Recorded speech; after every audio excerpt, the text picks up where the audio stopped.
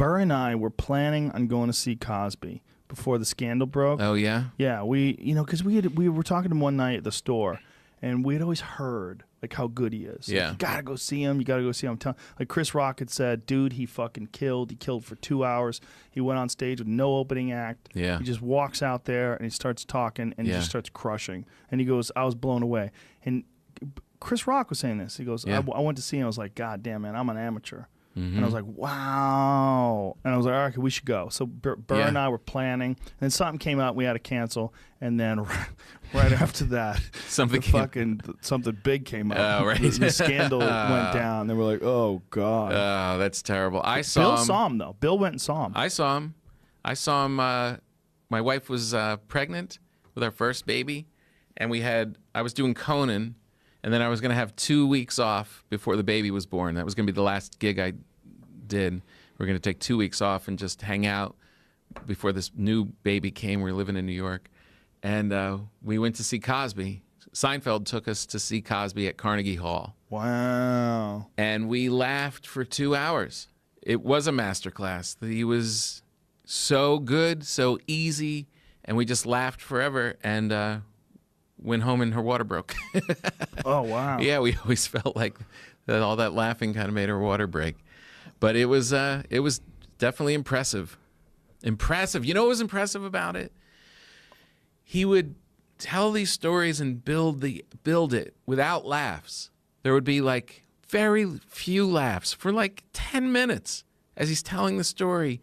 And you didn't realize, even as a comic, that he was building this tension. So when the laugh did come, it was bigger than any laugh you've ever heard.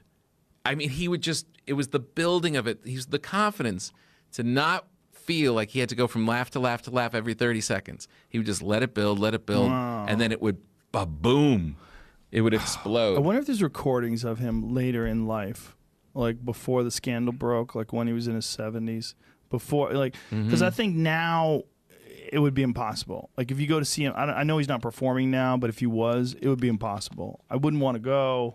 It's like so gross and so tainted and so. Yeah, it's a shame. It's like so you'd have crazy. You'd have to watch him almost like a scientist and observe him before. I wonder if you would think about it too. Like now, if you watch, even if you watch a recording, you'd be watching it thinking, I wonder if he right now in the back of his mind, he's like, holy shit, I'm a rapist, and they don't know. I know. You know what I mean? I haven't looked at anything that he's done since then. I mean, you know, that's such a, ugh. He was trying to make a public relations comeback last year.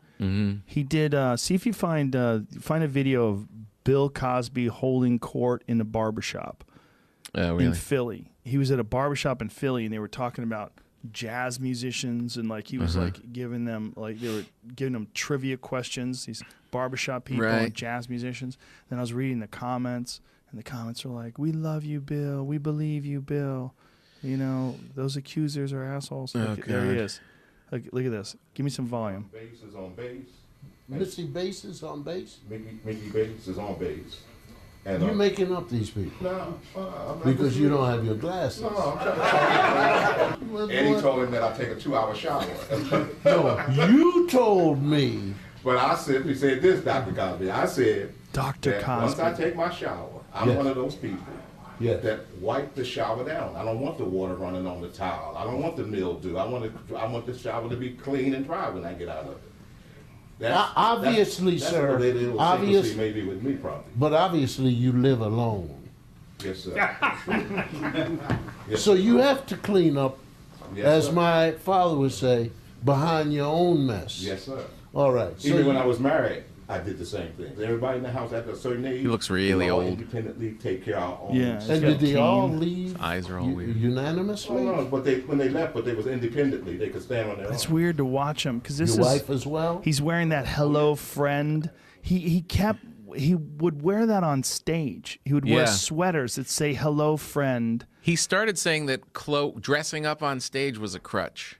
So sometimes he would come out with just like his Birkenstocks and just take them off. He'd just be in his socks. He thought that being dressed up was like putting on too much of a show, that you should rely purely on the spoken word of it. Well, I mean, I don't buy that. I certainly don't buy. I don't buy you telling other people how they should do it. I mean, there's a bunch of ways to do it. Well, of course. If he wants to be comfortable on stage, wear a "Hello Friend" sweatshirt. That's fine. But he was big at telling people how they're supposed to live, right? Yeah. I mean, well, that was going after so Eddie ironic. Murphy. That's so ironic about it because Eddie Murphy, first of all, would go on stage with fucking leather jumpsuits on, yeah, like bright red And leather he- jumpsuits unzipped down to the navel. yeah, and then Cosby would attack him because he dropped Yeah. F-bombs. But meanwhile, yeah, oh, that's crazy. So gross. So gross. So Yeah. gross. Well, hypocrites, man. I know. It's just strange, like that kind of a hypocrite, like telling you how to live your life while they're raping people. And how crazy how many women had to come out before it started to fall. How crazy is that Hannibal started it all off? Right. Fucking our buddy Hannibal. Yeah. Hannibal just did a show somewhere and talked about it on stage, and somebody recorded it. Yeah. And then people were like, wait, Bill Cosby rapes people? Yeah, Yeah. you didn't hear? Right. And then phew, like wildfire Yeah. spreads through the culture. But how crazy that like it didn't take just one woman saying he raped me. Right. It had to be like 16. Well, he had settled a bunch of cases. Like Yeah. he settled closed the story. Hush money. sealed the records. Right. Yeah, Non-disclosure. paid millions. Really? Yeah. And now he's suing one of the women who's testifying against him because she's violating the hush payment. Oh, right. Yeah. Ugh. Yeah. Darkness. So sick of everybody else's sex. Says that, the Hello Friend is a nod to his son that was murdered. It's a like memorial to him. Oh, Right. geez. Yeah, there's an article I just found from a long time ago, like 1993, that he made a jazz album dedicated to him called Hello Friend. Oh, God. Did they ever find who killed his son and why? Yeah, I think they did. Like his car broke down, right? Yeah. Like by the 405 or something, Yeah, right? and he was like getting out to fix it, and someone killed him. Was Yeah. it just a random crime, or was it They have robbery? I think it was. I think it Failed was. robbery attempt. It says. Yeah. Robbery attempt. Because did he have a nice car or something? I think he had a Mercedes.